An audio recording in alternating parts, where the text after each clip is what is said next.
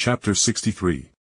In contrast to the League's somber meeting, as they watched Lord's actions, the Light was a completely different atmosphere, as the more human and squishy members of the Light realized that Lord knew of them and seemingly made it his life's goal to kill them all, despite the Light actually not taking directly going against the young man previously. Thus, members like Queen Bee, Lex Luthor, and Zviad Baazovi, despite their powers in mind control or just super in intelligence in Luthor's case, rightfully feared Lord's hunting of them, as the young man made his goal very apparent. "And how secure are these magical protections then?"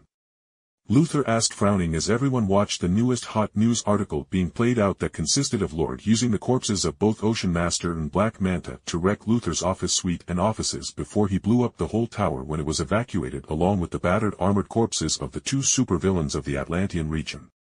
"I know who you all are. I know where you all are.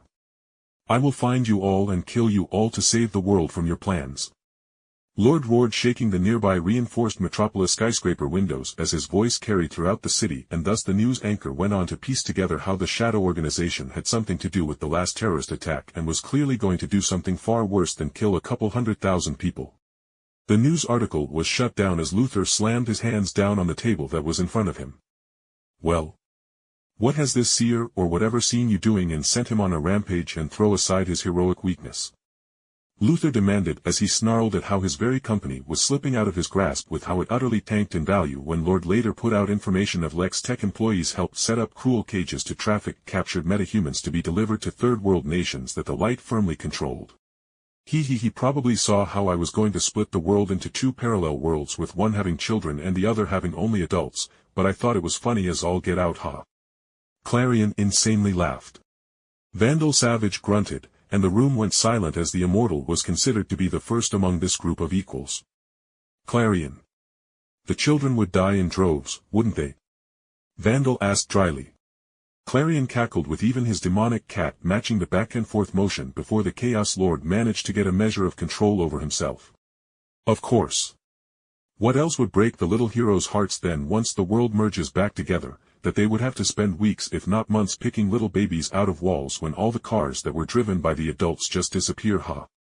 More than one Light member looked at Clarion in pure disbelief, as although they were willing to commit any number of small atrocities, but such a thing would get the whole world brought down on their head, and a more magical awareness here knew all too well that many things lurking in the supernatural shadows of the world would take umbrage in the sight of all those pure souls being reaped and lost in the fracture between worlds.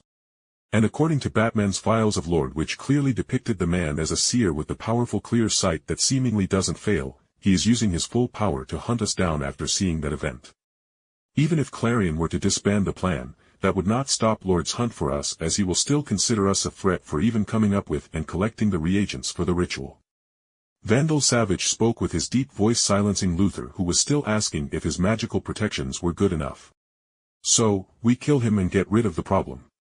Get me Ares' sword or another mystical weapon and I will take care of him," Deathstroke said with clear relish for the challenge in his voice. But before Vandal, who had such weapons, could respond, Queen Bee stood up hurriedly, drawing everyone's eyes to her as she hurriedly pulled up another holographic monitor. "Lord is here. Clarion, pull me out of here," Queen Bee begged, as the muffled sounds of explosions and the sounds of rubble being pushed aside were finally audible through Queen Bee's audio system. "Nope, you are an idiot who wanted her little bug out to shelter below your very palace. You don't deserve to live, haha." Clarion burst into laughter, and before Vandal Savage could order the Chaos Lord to go save Queen Bee, Clarion just dipped out of the meeting as a black and red portal swirled over his form and left his call open, with Clarion off doing his own thing. "Do we have any assets in the area that could help her?" Luthor asked quietly, as he realized having a Superman-level threat hunting you down with no mercy in sight was terrible for one's mental and physical health. And with how Lord slaughtered Belle Reve, would turning himself in for some minor jail time even work? No, Luthor was stuck. Then Luthor had a thought. He knew where all the bases of all the Light members were due to his own employees being the ones to build them, and although they were mind-wiped by Queen Bee and Simon, that didn't stop him from sneaking in microscopic transmitters that could record a few minutes of conversation before shorting out. Luthor realized if he wanted to possibly survive Lord's wrath, he would need to rat, or just offer up anything he could to buy the time for him to get off planet, as Lord had shown no such abilities going beyond Earth. Simon will only infuriate him even further with his hatred of mind control. I am sorry, Queen Bee. I wish you a smooth ride to the afterlife.